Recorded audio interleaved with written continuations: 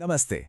कभी सोचा है कि एक विशालकाय पेड़, एक छोटा सा बैक्टीरिया और हम इंसानों में आखिर एक चीज कॉमन क्या है? चलिए आज उस छोटी सी दुनिया की सैर पर निकलते हैं जो हम सबको बनाती है, यानी कोशिका, जीवन की सबसे बुनियादी, सबसे जरूरी इकाई। तो वापस उसी सवाल पर आते हैं। एक विशाल रेडवुड पेड़ जो आसमान छूता है और एक बैक्टीरिया जिसे हम देख भी नहीं सकते, उनमें एक जैसी बात क्या हो सकती है? एक इतना बड़ा, दूसरा इतना छोटा।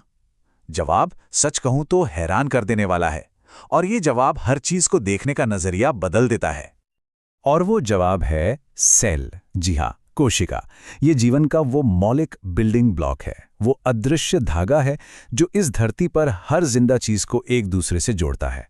आइए इस कमाल की बनावट को जरा और करीब से जानते हैं।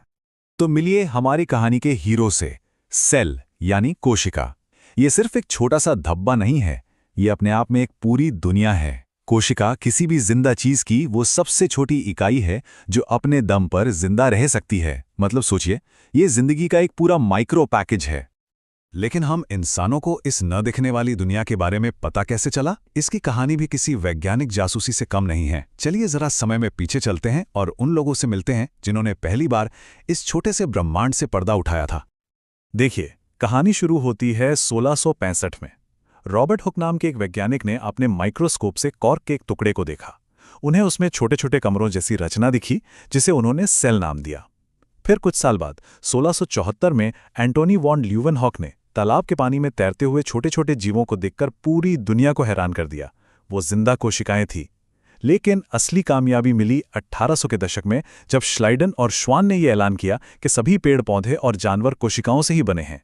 और फिर 1855 में रुडोल्फ विर्चो ने इस पहेली का आखिरी और सबसे जरूरी टुकड़ा जोड़ा। और वो आखिरी टुकड़ा एक बहुत ही मजबूत विचार था, ओमनिस सेल्युला ए सेल्युला।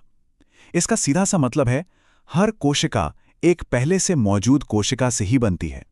यह बात सुनने में भले ही सीधी लगे, पर यह क्रांतिकारी थी। इसका मतलब था कि जीवन यूं ही अचानक कहीं से पैदा नहीं होता, जीवन हमेशा जीवन से ही आता है। तो अब जब हम ये जान गए हैं कि कोशिकाएं आती कहां से हैं, तो चलिए अब जरा इसके अंदर झांक कर देखते हैं। कल्पना कीजिए कि हर एक कोशिका एक हलचल भरा छोटा सा शहर है, और हर अच्छे शहर की तरह इसकी भी अपनी सरहदें हैं, अपनी दीवारें और दरवाजे हैं जो शहर में व्यवस्था बनाए रखते हैं।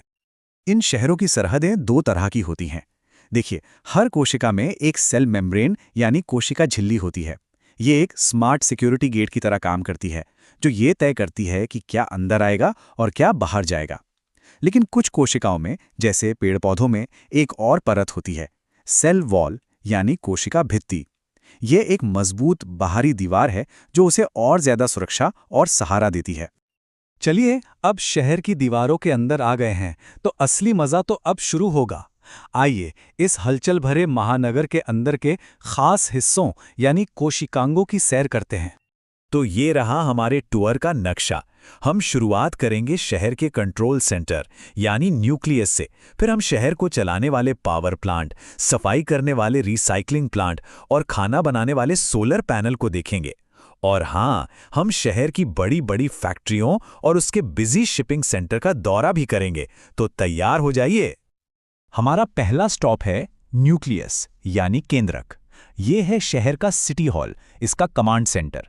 1831 में रॉबर्ट ब्राउन ने इसकी खोज की थी। यहीं पर कोशिका का सबसे कीमती खजाना रखा होता है, डीएनए यानी जिंदगी का पूरा ब्लूप्रिंट। अगला है माइटोकॉन्ड्रिया, जिसे कोशिका का पावर हाउस भी कहते हैं। ये शहर के बिजली घर हैं जो लगातार एटीपी के रूप में एनर्जी बनाते रहते हैं, ताकि शहर की सारी लाइटें जलती रहें और सारा काम चलता रहे। अब मिलिए लाइसोसोम से। ये हैं शहर का सफाई विभाग। इन्हें कोशिका का रिसाइकलिंग और वेस्ट मैनेजमेंट सिस्टम भी कह सकते हैं। ये अपने अंदर मौजूद एंजाइम्स से कचरे, टूटे फूटे हिस्सों और बाहर से आए दुश्मनों को खत्म कर देते हैं, ताकि हमारा शहर साफ सुथरा और हेल्दी बना रहे। और अब एक खास जगह जो सिर्फ पेड़ पौधों के शहरों में ही मिलती है, क्लोरोप्लास्ट। ये हैं शहर के अपने सोलर पावर प्लांट, जो फोटोसिंथेसिस नाम की एक जादुई प्रक्रिया से सूरज की रोशनी को सीधे खाने में बदल देते हैं। तो ये कमाल के शहर बढ़ते कैसे हैं? ये अपने जैसे नए शहर बनाते कैसे हैं?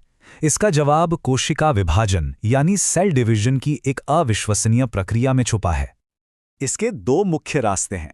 पहला है माइटोसिस, जो शरीर के विकास और मरम्मत के लिए एकदम हूबहू कॉपी बनाता है, मतलब एक कोशिका से दो एक जैसी कोशिकाएं बनती हैं। दूसरा है मियोसिस, जो प्रजनन के लिए होता है। ये खास कोशिकाएं बनाता है जिनमें जेनेटिक मटेरियल आधा होता है, ताकि अगली पीढ़ी में विविधता आ सके। और हाँ, ये शहर अकेले काम नहीं करते, ये साथ मिलकर कुछ बहुत बड़ा बनाते हैं। एक जैसी कोशिकाएं मिलकर टिश्यू बनाती हैं, टिश्यू मिलकर ऑर्गन यानी अंग बनाते हैं, जैसे हमारा दिल या फेफड़े। अंग मिलकर ऑर्गन सिस्टम बनाते हैं, और आखिर में ये सारे सिस्टम मिलकर एक पूरा जीव, एक पूरा ऑर्गेनिज्म बनाते हैं। तो चलिए एक नज़र डालते हैं कि पेड़ पौधों के शहर और जानवरों के शहर में मुख्य अंतर क्या है। पौधों के शहर में सुरक्षा के लिए एक सेल वॉल होती है और खाना बनाने के लिए क्लोरोप्लास्ट। उनमें पानी जमा करने के लिए एक बड़ा सा वैक्यूल भी होता है। वहीं दूसरी ओर जानवरों के शहर में ये सब नहीं होता, लेकिन उनके पास सेंट्रियोल नाम की एक खास चीज होती है जो कोशिका विभाजन में मदद करती है। और अब मैं आपको एक सवाल के साथ छोड़कर जा रहा हूं। अगर किसी जीव की हर कोशिका में एक ही डीएनए ब्लूप्रिंट होता है, तो फिर ऐसा कैसे होता है कि एक कोशिका नर्व सेल बन जाती है और दूसरी मसल सेल? ये कोशिका विशिष्टता का चमत्कार है, और ये एक ऐसा सवाल है जो हमें कोशिका की दुनिया की और भी गहरी